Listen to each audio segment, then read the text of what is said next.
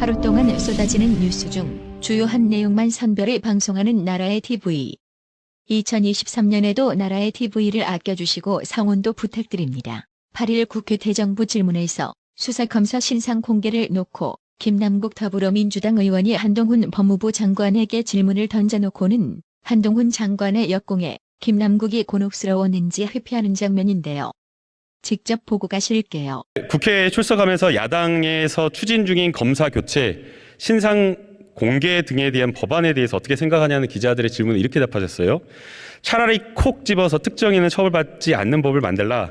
그것이 국민들에게 그나마 덜 피해주는 일이라 생각한다. 이렇게 말씀하셨어요. 그렇게 생각합니다. 네, 혹시 그 검사 신상정보 공개 법안 어떤 의원이 발의했고 어떤 의원실에서 추진하고 있는지 좀 알려줄 수 있을까요? 말씀해 주시면 제가 보긴 봤는데요. 제 이름이 정확히 기억은 안 납니다. 제가 민주당 의원인데요.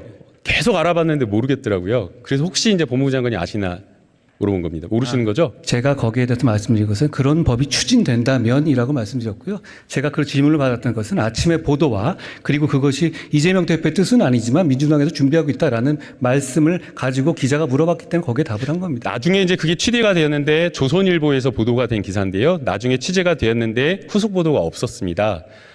오전에 민주당에서 낸 입장, 가짜뉴스다라고 한 입장 보셨나요? 이재명 대표가 그거 지시하지 않았다는 취지 내용을 봤습니다. 그러면 이 검사 신상 정보 공개 법안 지금 발의되어 있지 않거든요. 아무리 알아보더라도 어떤 의원실을 추진하는지 모르겠습니다. 위원님 안 하실 겁니까 확실히? 저는 이거 하겠다는 얘기로 해가지고 이만큼 표도 만들고 뭐 그러지 않았습니까? 장관님 지금 하겠다 안 하겠다 묻는 게 아니라 어느 의원실에서 하느냐. 발의된 법안이냐라는 걸 묻는 겁니다. 그건 뭐 의원님께서 아실 것 같고요. 저는 그 어느 의원실이 문제가 아니라 이거 안 하실 겁니까 그럼?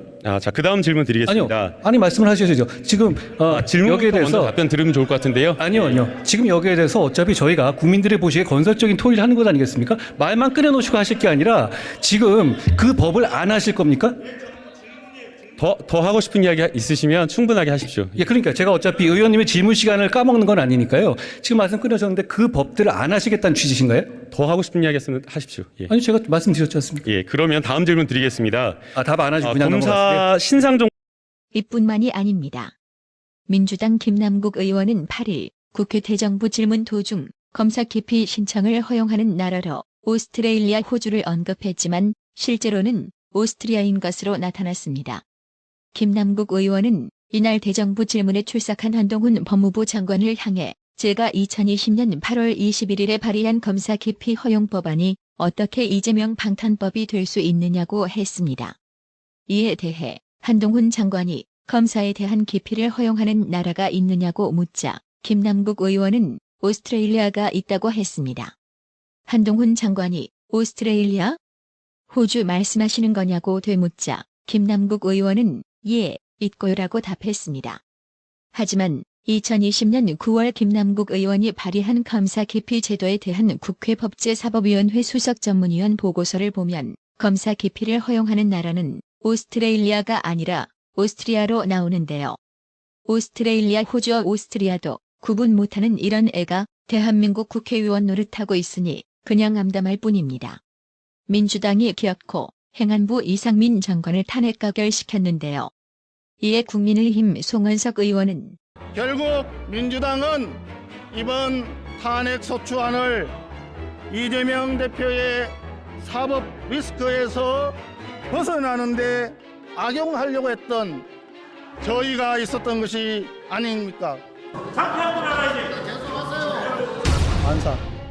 야3당이 8일 압도적 표차로 이상민 행정안전부 장관 탄핵소추안을 통과시킨 가운데 탄핵 반대 의견이 찬성 의견보다 높다는 여론조사 결과가 발표됐습니다.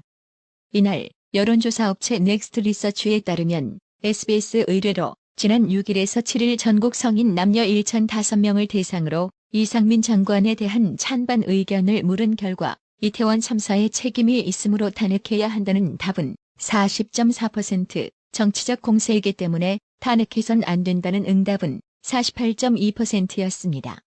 오차 범위 밖에서 탄핵 반대 응답이 더 많은 건데요. 만약 헌법재판소에서 이상민 장관에 대한 탄핵 결정이 기각되면 민주당은 반드시 국정 운영 공백에 대한 책임을 져야 할 겁니다. 여론조사 소식이 하나 더 있는데요. 리얼미터의 국민의힘 차기 당대표 지지도 조사에서 친윤 김기현 후보 지지율이 급등해 안철수 후보를 오차 범위 밖에서 크게 앞서는 것으로 나타났습니다. 윤석열 대통령이 안철수 후보를 겨냥해 국정 운영의 방해꾼이자 적이라고 직격한 후폭풍으로 해석돼 국민의힘 경선 판도가 크게 요동치는 양상입니다. 8일 여론조사 업체 리얼미터에 따르면 미디어 트리뷴 의뢰로 지난 6일에서 7일 이틀간 국민의힘 지지층 402명만을 대상으로 차기 국민의힘 당대표로 누가 선출되는 것이 좋은지를 물은 결과 김기현 후보라는 응답이 45.3%, 안철수 후보라는 응답은 30.4%로 나타났습니다. 두 후보 간 차이는 오차 범위 플러스 마이너스 4.9%포인트 밖인 14.9%포인트입니다. 이는 지난달 31일에서 지난 1일 실시한 직전 조사와 비교하면 김기현 후보 지지도는 9.3%포인트 급등한 반면 안철수 후보 지지도는 12.9%포인트 급락한 것입니다. 한편 국민의힘 38 전당대회 불출마를 선언했던 나경원 전 의원이 7일 윤심 당권 주자인 김기현 의원을 만나 사실상 지지를 선언했습니다. 나경원 전 의원은 이날 서울 중구의 한 식당에서 김기현 의원과 오찬 회동을 한 뒤 기자들과 만나 김기현 의원과 많은 인식을 같이 공유하고 있다며 전당대회 모습에 대한 걱정이 많다. 지금 어려운 시기이고 우리가 해야 할 일이 많은 시기다. 총선 승리를 위해 필요한 부분에 대한 역할을 하겠다고 밝혔는데요. 나경원 전 의원 불출마로 잠시 반사이익을 얻은 안철수의 지지율이 급락한 이유가 나경원 전 의원의 김기현 지지 선언 영향도 분명히 있었을 거라는 게 나라의 TV 판단입니다. 홍준표 대구시장이 국민의힘 대표 선거에 출마한 안철수 의원을 겨냥해 차기 대선 경쟁을 하는 사람들이 지금 들어와서 차지하고 앉아서 당을 장악해버리면 공정한 경선이 되겠냐라며 그런 식으로 과욕을 부려서는 안 된다고 말했습니다. 홍준표 시장은 이날 CBS 박재홍의 한판 승부와의 인터뷰에서 안철수 의원은 우리 당하고는 좀 결이 다르다. 들어왔으면 안착할 준비를 하는 게 맞지 않느냐라며 안철수 의원의 당대표 도전이 성급하다고 주장했습니다. 홍준표 시장은 또 대통령하고 척지고 대치되는 당대표가 있었느냐? 여당이 그래서는 안 된다며 유일하게 대통령하고 맞서서 당대표로 계속 한 사람은 박근혜 대통령뿐이다. 이명박 때라고 덧붙였습니다. 윤석열 대통령과 대립각이 형성된 안철수 의원이 국민의힘 대표로 당선되는 건 현실적으로 불가능하다는 것입니다. 홍준표 시장은 2017년도 대선 때 내가 안초딩이라고 그랬다며 안철수 의원을 거듭 깎아내렸습니다. 그는 자기 소신으로 대표 선거를 해야지 어디 대통령한테 얹혀서 한번 돼보려고 서로 싸우고 그 모습을 내가 보니 딱하다는 말이라고 덧붙였는데요.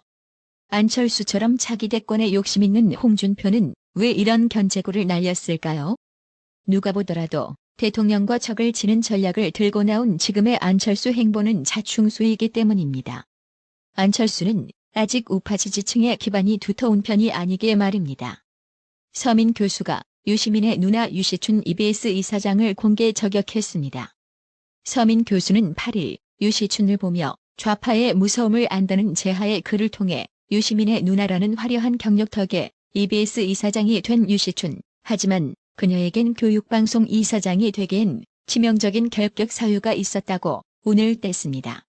서민 교수는 자신의 아들이 마약 밀수입으로 징역 3년을 선고받고 구속된 게 2018년 7월, 그런데 유시춘은 2018년 9월 EBS 이사장에 임명된다며 설마 이거 지적하면 연좌제인가?